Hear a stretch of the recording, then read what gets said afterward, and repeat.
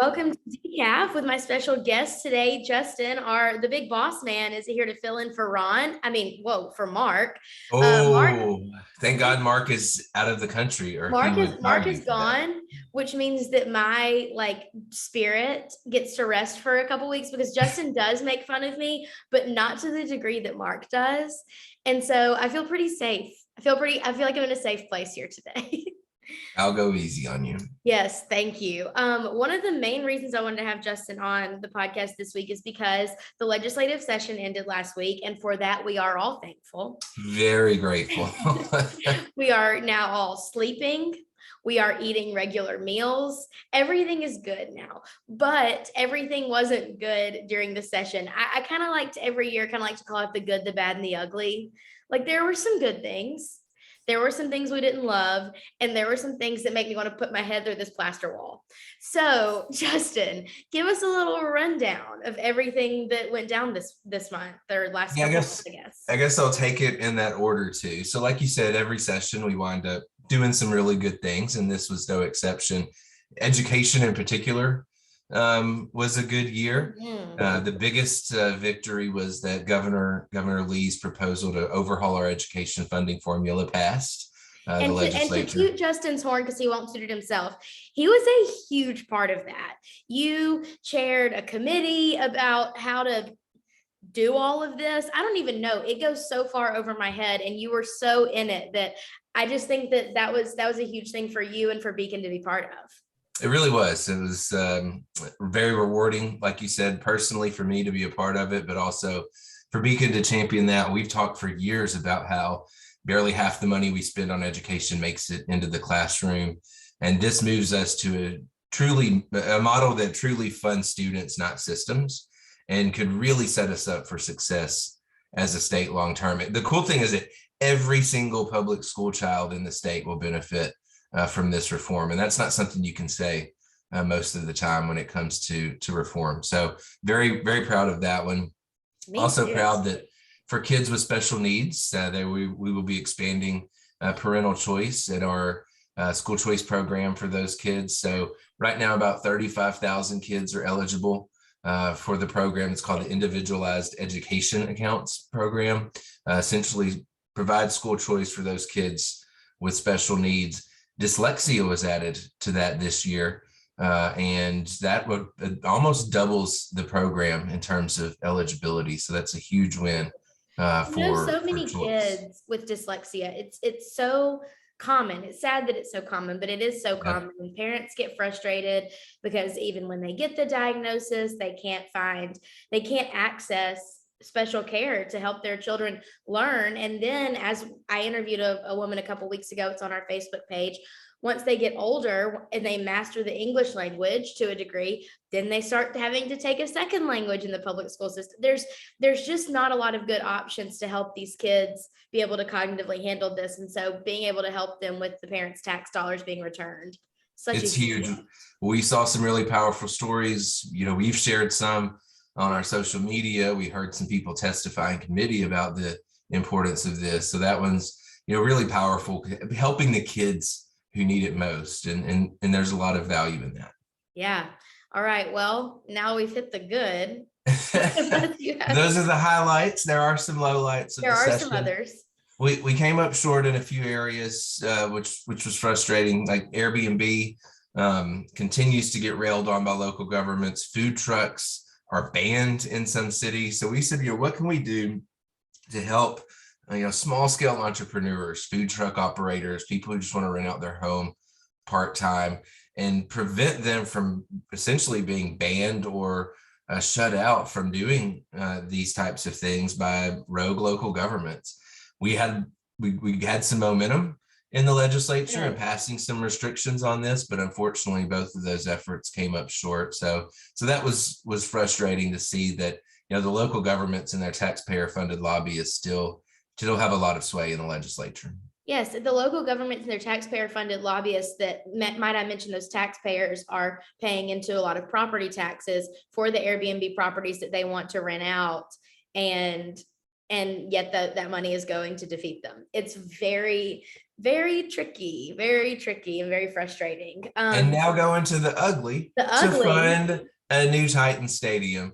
This was one of the things we fought the hardest on this legislative session. We've always opposed taxpayer funding for millionaires and billionaires to build their sports stadiums. The fact is, average citizens rarely go to these things. You know, your mom, single mom working 2 jobs, can't afford to go to a Titans game, yet she's going to be paying for it, potentially in higher taxes as a result of 2 bills that passed the legislature. One, to give $500 million in bonds to help fund the stadium from the state taxpayers, and then another to increase the hotel motel tax in Nashville, which essentially means all other Tennesseans who do come to Nashville for Titans games and for other purposes are going to be paying more as a result of that. We fought both of these efforts. Unfortunately, that while we had a lot of legislators stand up and talk about how wrong this was, it's not the role of government. One of the downsides of having such a fiscally responsible state and having this huge surplus of revenue, unlike states like California and Illinois, is we had a lot of money that could be given away, and we turned into Oprah and started doling it out right and left. And the Titans ownership got a significant share of that largesse. It just doesn't make sense. My best friend and I are on 2 separate ends of the political views spectrum, and this is something that we have been able to come together on, because anyone can see that this is just not a good idea. It's just not principled. It's not. It's how you lead to become states like Alabama, where I came from, that doesn't have a lot of money in the coffers. This is how we get there, is irresponsibly spending. Yeah, we have the lowest debt in the nation, and it's not because we give money to fund stadiums. It's because we were fiscally prudent. In fact, the city of Nashville will still be paying off the bonds on the existing stadium for several years after it's been torn down. So let that sink in. So we'll be paying for 2 stadiums here soon instead of 1. It's actually the most, I keep forgetting about that point, and it's actually the most insane thing I've ever heard in my entire life. Well, that is a little rundown. We'll be doing a blog post with some more takeaways here soon, but Justin is right there in the middle of it every day, and so better him. Not anymore, thank goodness. Not anymore. They're home. We're done. We are done. We can resume our regularly scheduled programming. Yes, exactly. Back to some fun things and less chaos, at least until next January. Well, as soon as I say that, things actually are really freaking chaotic right now. If you have not been living under a rock, you have heard that an unprecedented action was taken at the United States Supreme Court this week. Somebody, and I cannot wait to find out who, because I have my thoughts, somebody leaked a draft opinion of a Roe v. Wade flip. Justin, an attorney, but also somebody who has lived and worked in DC, knows the ins and outs of everything that goes on up there. What were your, I know what your initial thoughts were. Why don't you share with the class what your initial thoughts on this were? Because they were great. And I have read them aloud to several friends, because the perspective that you give is really good on this. I was horrified by this. You know, Beacon doesn't work on abortion policy. We work on economic issues. And so it's not something that we're, as an organization involved in, that we all have strong opinions on the issue like most Americans do. But setting the particular issue aside, what happened was, first of all, if it was an attorney who works for the court or a justice themselves, this is the biggest ethical breach I've ever seen in my career as an attorney. Part of the importance of the Supreme Court as an institution is that there are internal deliberations about opinions. And, when they take an initial vote to determine, after they hear oral arguments, they go into conference and they'll take an initial vote on a case so that they have a sense for where everybody is. And if there's like a 6-3 majority, the Supreme or the Chief Justice will appoint a person, one of the justices, to write the majority opinion. But over time, as they share the drafts of the majority and dissenting opinions, sometimes it even flips Changes. because Things of what change. they write. Things change. And so you could and have what you've had opinions that started as a majority opinion that became the dissent and vice versa. And so knowing that this person released what it appears to have released a draft opinion in order to bully and threaten certain justices out of voting their conscience and out of voting the way they were going to vote. And the Supreme Court, the whole point is for it to be the third and independent branch of government, to be depoliticized. Now, we're all fools if we think that the court is not political. Every entity like that can get political, but it is inoculated from that to some degree. Justices don't run for political office. They're ultimately appointed by joint action of the two other branches of government. They serve lifetime tenure because this idea that our founders had that they should not be subjected to blowing political winds that change over time. And so to inject those politics into that, this whole ends justify the means, is egregious. It is an attack on the institution, and it will literally, it threatens the lives of these justices. And sadly, I think that was the intent of the person who did this. I kept seeing tweets from just like Christian people that I follow that never share about politics, but they were tweeting, pray for Alito, Roberts, Kavanaugh, Gorsuch, and Barrett, because their families have now been put in danger, because if somebody is unhinged enough to do that, imagine all the other unhinged people out there who take it as a personal attack. People need to quit taking this stuff as just life and death as they do, and threatening others. This is just, it's insane. Well, it worries me too that this is a more systemic problem with our society, is that, for over 200 plus years, we had this notion that we may disagree with the people in office, but we respect the institutions. You'll hear people say, I can't stand the president, but I respect the office. Yes. We don't have that anymore. Whether you go back to January 6th and those who tried to prevent the Congress from fulfilling its constitutional responsibility, or this trying to undermine the independence of the Supreme Court and flip an opinion that you disagree with by using scare tactics and hostility. It shows a lack of respect for the institutions that have made our country what it is and have protected our rights for many, many years. And I think our founders would be rolling over in their graves right now. And so I hope we can kind of have a reckoning as a society in America and say, we need to get back to respecting the institutions, even if we disagree with the people who hold those offices, because these are systemic attacks. This is not just a disrespect or a disregard for those institutions.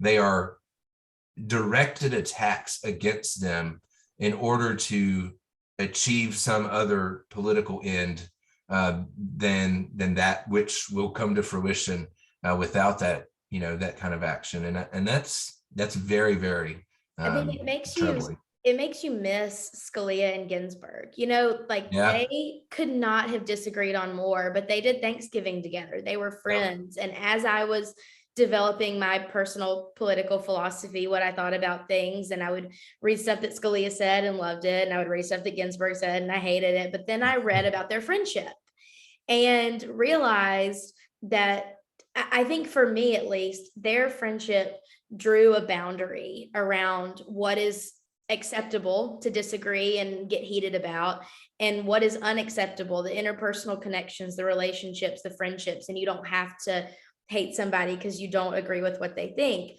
Now for the next generation, I'm worried that my kids, grandkids won't grow up in a world where they see people with dissenting opinions get along with each other. It's you're either with me or you're against me. And that sucks, honestly. That's a scary kind of world to grow up in. Well, it's part of why we do Decaf and things like this, is because hopefully we can kind of rise above that polarization and talk about issues rather than politics, and talk to people on both sides of that. We have great relationships with groups that we disagree with, and work closely with like the ACLU, for example, on criminal justice reform, because we're willing to have those conversations. Some of my best friends I don't agree with on anything hardly, but we love having debate and conversation, and we're losing that. We're kind of retreating into our camps, and not only that, but then attacking institutions just because we don't like the outcomes, and that's, you know, that can spell the end of many great things that we have if we don't rectify it. All that to say, if anybody wants to chat, no matter what you think, let us know. We're happy to chat about all of it, except for Braves baseball. Okay, I gotta say, y'all know that Justin and I are huge Braves fans. I just had to turn it off this week. Shout out to our board chair, John Sarasulo, huge Mets fan. You can have this one. Hopefully we'll be back. I was gonna say we'll be back, but I'm losing confidence. Oh, Justin, what's happening? Well, you know, I will say that it is a rough start to the season after, you know, obviously we are world champions. So, you know, we've got a lot of pride in that. But coming into the season, having, of course, lost Freddie, which is sad, but got better. I mean, we got Acuna back. We got Matt Olson. We got a really stellar team. Yes. Amazing pitching roster. They're just not playing well. Although I will say, you know, we did not play well until August last year, and we won the World Series. So maybe it's a trend. We shall see. It's not fun right now. I'm trying to like replicate all my actions. So like early in the season last year, I would watch the beginning of games. Then when it got ugly, I turned off the TV. And so I'm trying to like give this some good juju based on last year. What is it about? And I grew up playing baseball, so I fully understand this. I'm not superstitious in any way about anything other than baseball. And there's something about baseball that makes you the most superstitious person on earth. It's crazy. Yes. When you and Kara were at a game a few weeks ago, y'all were texting, and then there was the Dodgers. I know the Marlins. It was the Marlins. Yeah. The Marlins hit a home run, and I texted in all caps, "You guys switch seats. We need some juju." Like, it's just there's something about it that just gets in my head. I'm like, I'll do anything. I will change where I'm sitting. I'll go get a Michelob Ultra instead of a Bud Light. I'll do anything to get it back on track. It makes no sense. It has nothing to do with the game. Well, hopefully the Braves will turn it around. You got any thoughts on the NFL draft and what went down last week? I didn't really watch it aside from looking at the men's suits. You know, I love men's suits. That's I didn't hilarious. really do anything else, but what are your thoughts on the actual substance of the draft? Yeah, I can speak directly. Congrats to the Georgia Bulldogs. I think had 15 draft picks, far more than any other team. So we'll give them that shout out. Not me. Well, I don't hate them as much as you do, Alabama fan. Okay.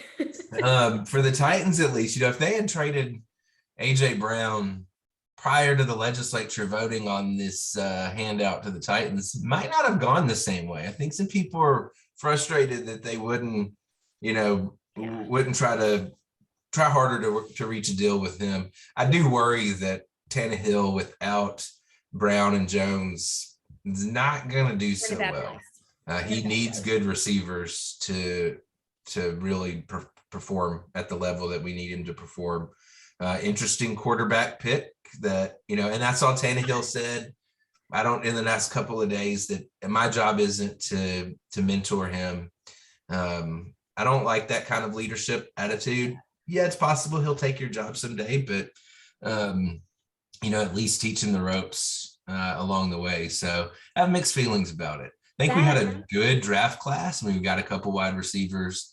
We got a good future potential quarterback. But I do think that we've got some internal politics going on that are going to make it hard to get past and win if we won't reconcile those things. Yeah, the NFL is not my vibe, and it is because of that leadership, like Tannehill said. In college, you have to bolster everyone. You just have to. And if you don't, the coach will sit you down. Like, they're not definitely paying different. Yeah. You'll get sit on the bench. In the NFL, not the case. not a really good team mentality in a lot of cases. And so it's not my vibe, it's not my energy. And I don't know, you kind of want to see what Tannehill's story is going to be after that. Before we go, it is summer. It was 86 degrees yesterday. I was I wear sweating. my Preds white, yellow. Speaking of not doing well, although we're in the postseason, in the playoffs, wear my Preds yellow and blue polo. So. That's right. Yes. We could talk about sports. This should be a sports topic. But we are excited for some summer travel. My family is doing our classic beach trip. My sister's husband will be joining us for the first time, which is the first time a boy has ever been on our beach trip for years. Poor guy. Poor guy. It's been the 3 Dawson girls since I was like 15 or 16, and now Ryan's going to be there. So it's good that we have someone to carry our chairs, and he knows. Oh, he knows. I'm glad that is his function. They're very functional. It's very functional to have a man around in the house. But you've got big plans. Okay, you and Kara are travelers. That is what you do. Y'all always do something big. I'm so jealous. Maybe one day when I get married, I'll start jetting off in the summer with my fella. But what have y'all got planned this year? So I'm in the presidential leadership scholars class that wraps up next month in Philly. We've never done Philly. And so I'm gonna have to never been to Philly, which is crazy. So we're gonna spend the weekend there, gonna get some Philly cheesesteaks and see all the local sites. I'm pretty excited about that, because we have never done it and are gonna be there anyway. And then our big trip, we're finally going back to Europe for the first time since 2019. So because of COVID, we've still made it our pledge to do an international trip every year, even during COVID. We went to the Caribbean. Right. So we checked that off our list, but we haven't been back to Europe, and we're going to Greece with Kara's mom and her best friend. So we're very excited. Been wanting to go to Greece for a long time. We just booked our flights this weekend, so I'm very, very excited about that. That's going to be so much fun. I can't wait to see all the photos. You have to go to all the places that they feature in the movies with like the white and the blue. Oh, yeah. So it might be touristy. You got to. We're going to mix bag too. So we're going to Santorini, where we'll have, a lot of the touristy stuff, and then Naxos, which is not as touristy. It's not like Mykonos or Santorini as much, and a little more off the beaten path, which I prefer. Yeah. I like to see the touristy stuff, but spend more time living like a local. And actually we're going to go and have, cook a like traditional Greek meal in the home of, a Greek mom. So that's going to be really cool. So those are the kinds of things that I like to do. That's going to be so much fun. I can't wait to see the pics. Justin always travels with his big camera and gets like high quality pics. So can't wait to see all that. That's so exciting. Follow me on Instagram. Yes. Justin D. Owen. I think at Justin D. Owen. All it is pictures of Henry and traveling. So all that matters. It's all that matters, truly. Well, any final thoughts before we sign off for the day? I think I've ranted thoroughly enough today. So we love that. He got his quota in, which means that I'll be off the hook for the rest of the day. That's right. And I'll probably won't get back on the podcast for another year or so. So enjoy it while it lasts, everybody. Listen, you're the boss. You got to give Mark the boot. I can't do that. That's above my pay grade. Everybody have a great weekend. We'll see you next time.